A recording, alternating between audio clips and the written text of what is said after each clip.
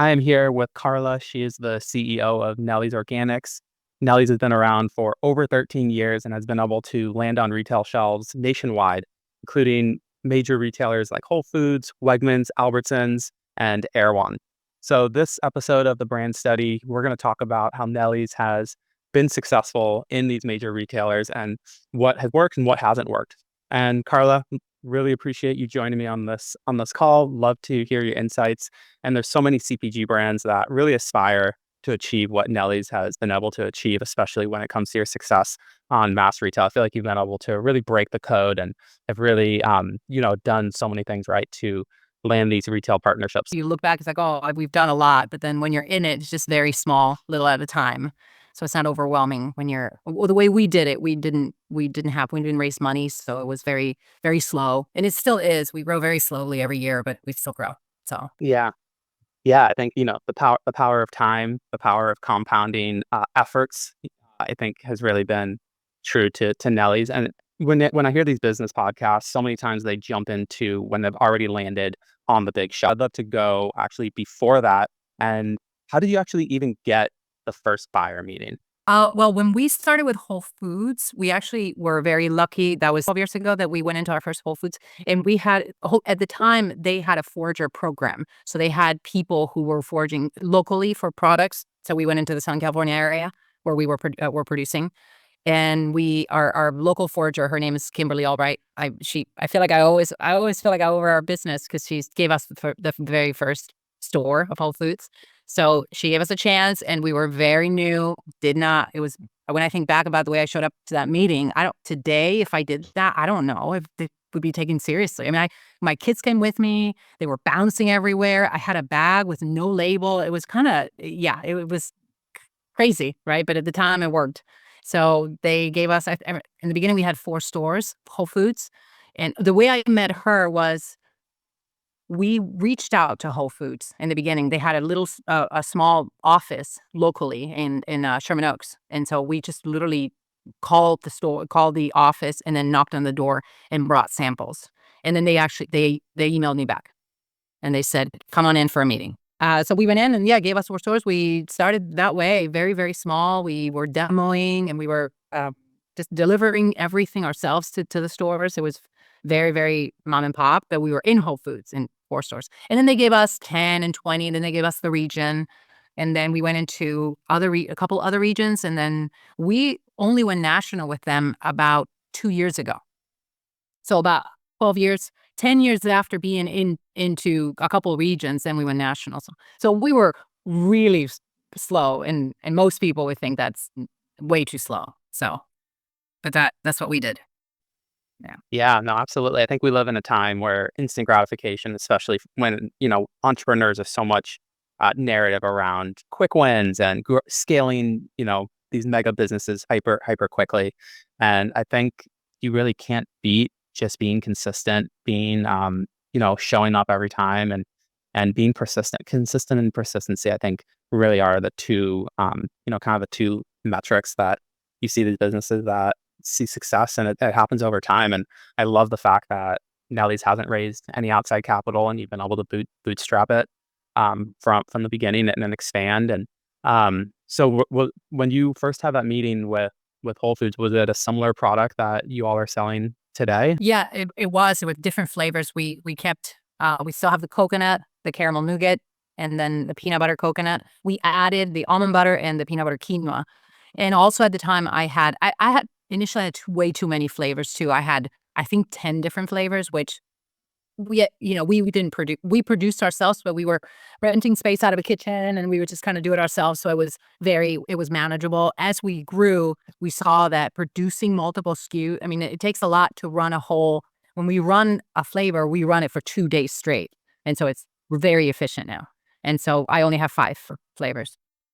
Okay. Yeah. So yeah, you're But it's still still keeping it very, very focused on the top performing products. Yeah. Well, actually, to go way, way back, about a year before we actually launched our bars, we had truffles initially. We call them energy truffles, and they were $35 for a box of truffles. And it was, we tried that initially, and then we put them out. It just didn't work. So then I thought, well, I'm making these bars that are like candy bars, and then I was making them for my kids, and then everybody kept telling me, when you do those?" And then I just even then, even 13 years ago, I thought, "Oh, there's so many bars on the market. I don't know, that's a good idea." And now it's like, oh my God, there's so many. But yeah, there's room for more. I mean, yeah, people come up with new stuff all the time. In our category too, in our refrigerated category, there's new stuff all the time, and a lot of it is really pretty good. So yeah. Yeah, absolutely. So for a new entrepreneur, there's so much, I keep hearing, oh, that's a hyper concentrated or hyper competitive market. It's oversaturated. Don't enter that category. Go to this category. 13 years ago, someone probably would have given you that same same advice, and now it's 10x in the bar. Even the refrigerated bar aisle. So for someone, looking to get into a category that is hyper competitive and saturated like that, do you have any feedback or advice? I don't know what I don't know what category is not competitive, to be honest. When you go into the grocery store, you could think about other than inventing something totally new, which I don't know. I haven't done that. We just copied candy bars that were already kind of on the market. We made them a little bit healthier by creating a completely new product that would create a new category. I don't know. Perfect Bar did that when they created the refrigerated bar because they started the category, and then we were there, and then other people have come in. But it's I don't know. I don't know what category is not tough, to be honest. Yeah. I think yeah, but everything is. It doesn't matter what you do in life. Just everything is whatever. Having a job is also hard, and but when they say, "Oh, having your own business is so much, it's so great," and you don't have to answer, but it depends how you look at it. I mean, everything can be fun or it can be tough depending on where you are. Yeah. Yeah, no, absolutely. I completely agree with that. So going back to the early buyers, like what was the feedback that you got from the Whole Foods buyer? Like what was the catalyst that eventually got you in? Was it about the product? Was it about the brand? And yeah, what was that deciding factor? I mean, I don't know if they've told me why they bring me in, to be honest. I don't know if I've asked any of our buyers kind of when they finally decide to but to me, it always feels like it takes so much work and it's so long for people to say yes. They don't believe that it's gonna sell. I feel like sometimes they yeah, I don't have a it's never been a, "Oh, this is a no-brainer product, bring it in," ever. It's never happened.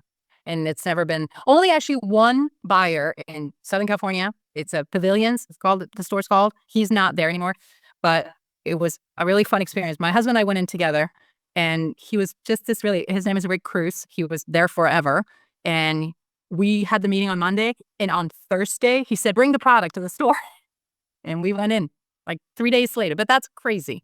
I don't know why I don't know yeah, he was awesome. He brought us into Pavilions and gave us that was our kind of the very first, Safeway division that we ever had. So this Pavilions is a Safeway Albertsons it's Vaughn, Safeway Albertsons Pavilions in Southern California. Yeah. Got it. Got it. So the process usually look like multiple emails, multiple follow-ups, multiple tastings. Like, yeah, I'd love to hear a little bit about that process from start to finish, meeting a buyer to landing on shelves. Yeah, I mean, you have to send a bunch I mean, if you can imagine, they get thousands, hundreds, I don't know how many emails they get from people who want to get into their store. So, it's emails, it's phone calls I haven't done, actually. I have once and it didn't work, so I didn't do that anymore because I think they were like, "Why are you calling me?" And then, yeah, it's emailing, I would say. One time I got into a retailer because my daughter at the time had changed I'm not gonna do this on purpose, but she changed you know how your name shows up on your email? Oh, yeah. So my email said "butthole," and the buyer answered me back, and I'm sending emails this way, and she was like 8 at the time or yeah, so didn't be too mad at her, but, the guy answered back and he goes, "By the way, your email says butthole." So then I figured out how to change it, but yeah. So and actually he brought us in. He brought us into Wow. yeah. Yeah, Oh so my God. yeah. So, so just do anything, not anything memorable. I guess maybe maybe being memorable, but they do get a lot of requests, right? And then you kinda have to be it's almost like it's a very fine line between being it's pushy, but within some within reason. You can't be crazy stalker, but you have to be pushy in that you believe in your product, you think it would do well in their store, and you wanna tell them about it. So, but then it's easy to cross the line into some harassment or I don't know. So, Yeah. yeah, you have to be careful. But yeah, I would say emails. email. And then shows, if you go to Expo West, you can email and saying, just come to our booth, or if you're around, um, and you can, people do like take you out for coffee type thing. I've never done that, but I know people do that too. So yeah. Interesting. Yeah. But I think one thing that really impresses me about Nelly's is that once you land on the shelves, historically you stay on the shelves and you actually grow and expand within that retail partner. You're in 9,000 doors nationwide. And yeah, you mentioned that once you're in a retailer, you usually stay and if not even grow within that retailer. I'd love to hear maybe some insights on why you think that is, and if there's anything on your side that's driving that. We've never lost anything. We've been in Sprouts for 10 years and we grow every year. Wegmans, Winco, Fresh Market, and we've been in a lot of places for a long time. And that to me is my where I feel like we've been successful is, so when we go in, we make sure we promo and we support that store, and that seems to work. I don't do any social media, just mainly because I don't have money to hire. Social media people are expensive, and I just don't know what I'm doing. And it's one of those things where maybe down the line we do something, because I know it's good for companies, but we haven't done all the videos. I just repost things people post. Yeah. And then there's old stuff that where I had a few people doing stuff, but yeah. Mhm. Yeah. Yeah, no, I think that's a perfect transition to our next topic is that not only have you not raised outside funding, is that you don't actually spend money on advertising or marketing either, which I think so many new entrepreneurs or emerging brands, they focus, they're hyper focused on branding and how they're showing up on social and influencer arrangements and brand partnerships and it almost seems that they're, essentially a marketing company that happens to have a product. That's kind of the strategy that I've seen time and time again. And Nelly's has done it basically the complete opposite. I'd love to hear a little bit about that and what are the focuses in your business and what has been successful. The companies that we're getting our ingredients from, because I think that's where more like come alive, if you will, when it comes to, because I deal with all the different farmers that are growing our vanilla, our almonds, our peanuts, our so that's we're more of a manufacturing company than a marketing. You know what I mean? Mm, So yeah, so we yeah. So I mean the we have really great partners that are supplying us, and it's beyond fair trade. It's all organic. It's gluten free. Our chocolate is soy free, but it's not a yeah. I should be advertising all of that. yeah, Yeah. Yeah. yeah.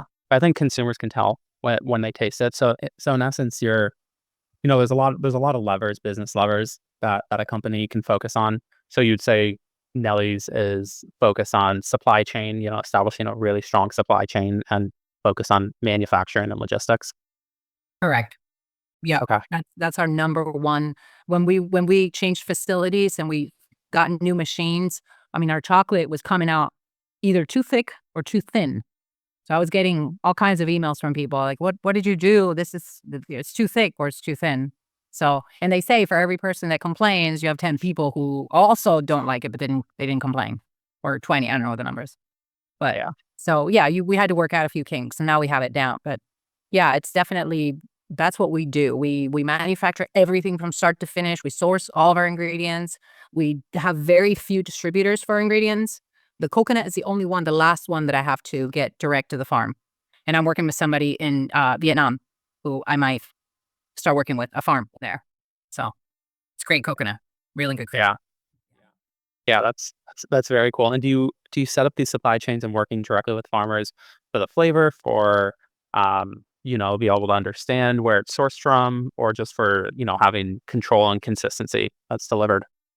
I'd say all of them. The flavor, definitely. The quality of the product. If I mean, coconut is a fruit, so if they pick it a certain, Also, at one point I had to ask my supplier because we get it through a company called Smirks. They're a distributor. I'm like, is your coconut being picked out by monkeys? Because there was a whole thing on the market. You probably never heard of this, but companies were using monkeys chained to a tree to get the coconut. It's like, I don't know. We should be, you could be paying fair wages to people to get that stuff, and creates jobs and all that. And that's what this company I'm talking to in Vietnam. Now, the coconut we're getting is good, and it comes from Sri Lanka, and it's also family farm, or different co-ops that are getting the coconut. No monkeys, but I'm not working directly with them, and I'd like to go straight to the source and also you get a better price. we get containers of it. We order containers now. So we'll get a container of coconut, container of chocolate, and then you get better price. You know exactly where it's coming from. It's fresh. They make it, they ship it.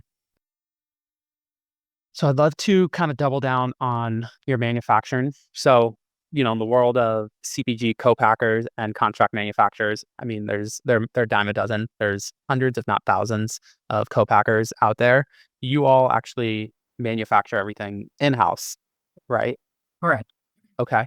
Yeah. So I'd love to hear how that process has started and grown because if I'm not mistaken, you've also expanded into a new and bigger manufacturing facility recently. Love to hear how that's gone as well. Yeah. So when we first started, we rented space out of a commercial kitchen. And so it would like 3 hours a day type thing. I would go in, make the bars, make the stuff, and then leave. And we had a shelf that we kept our stuff in. Then we moved into a 5,000 square facility. We built it out. We got the permits. We did everything. My husband and I just did it all. And then we had a crew of about 6 people who made our product. We were there 10 years. And then we moved into our new facility about 8 months ago. But we started building it a year prior to that. So it's 12 years old in total. Yeah. And yeah, where we are now, we have so much more space. We are automating a lot of when we were making everything by hand and in molds and then covering it, moving it to an enrober also by hand. So now it's being all automated. So we're able to make a lot more product. Manufacturing was really, when we started looking into co-packing. That's also for us, we didn't have any money. And so having co-packers don't just make, an order of the 30 master cases. They run a big run of product because that's what's cost more, efficient for them. And then they're also running a business, so they can't. And then they want to probably switch the line as quick as they can to go to the next thing so they can, in a day, if you manufacture whatever, 10 products versus 2, you make more money, right? So we couldn't afford it initially. We couldn't afford to get a co-packer because we didn't have money. So yeah, that's why we went into them. And also just the control over the product. I think COVID, if we hadn't been co-packing, it would have killed us probably, because we were able to really just maintain and thrive during that time, which unfortunately a lot of people didn't. So yeah. Wow. Yeah. Yeah. Yeah. Yeah. So you all were able to, yeah. Did you see a spike in sales and revenue during COVID and you were able to match that demand? Yeah. We kind of did. It was our online sales because people were going to, people, that's the only thing you could do is go to the grocery store. Yeah. So yeah, we saw, but we were, things didn't go up that much. Cardboard went up a little bit, but our ingredients didn't go crazy. So I don't understand why everything went up.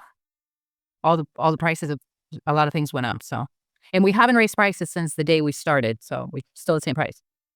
Wow. So, yeah. Hopefully we can keep it there.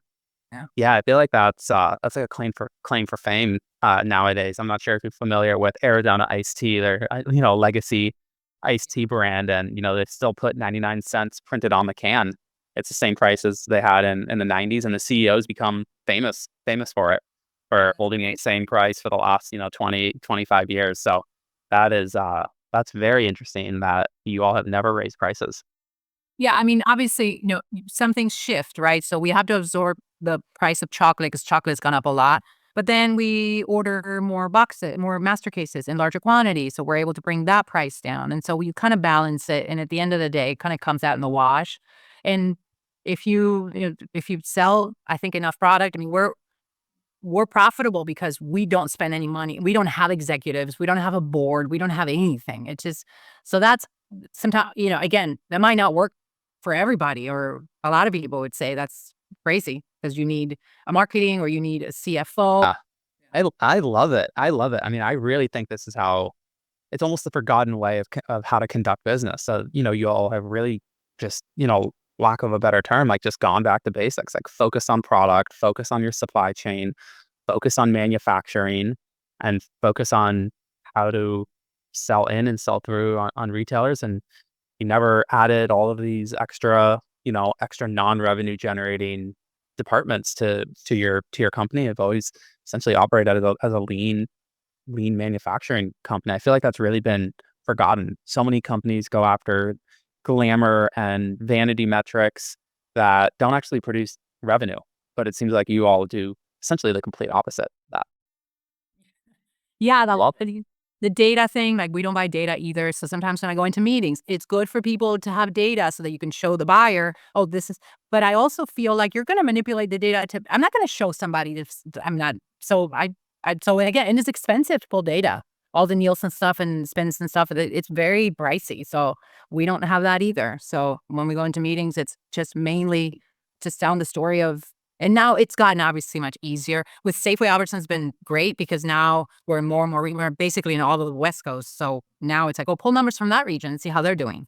And so that is very helpful. And again, the buyers, they can pull data and they can see the category and they can see how you're doing. And I think that's probably more valuable to them than you giving it to them because you're but again, people do it the opposite, and they are very successful, and they're much better at it than I am because we have companies that are in our space who have have gotten much further. that's the key is the investors. I think when you have investors that really does, dump kerosene on the process and you essentially have to, infuse the business with growth at whatever cost necessary. And you see these brands that have this hyper growth, four-figure growth, thousands of percentile in growth, but they're losing dollars on every product that's sold.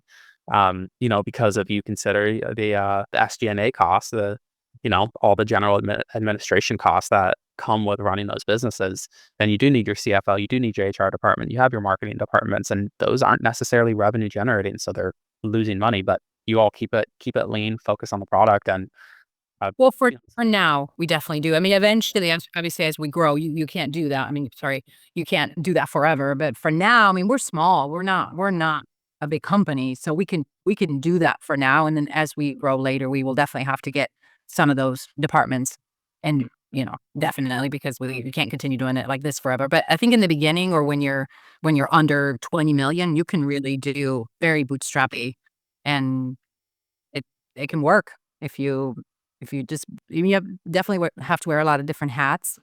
And I think a lot of the companies that who will they go faster and stuff. It's an investment. It's an investment when you're when you're doing when investors when you bring in money and then you move fast because you're banking on in the future you're going to be profitable, right? Because yeah, yeah, absolutely.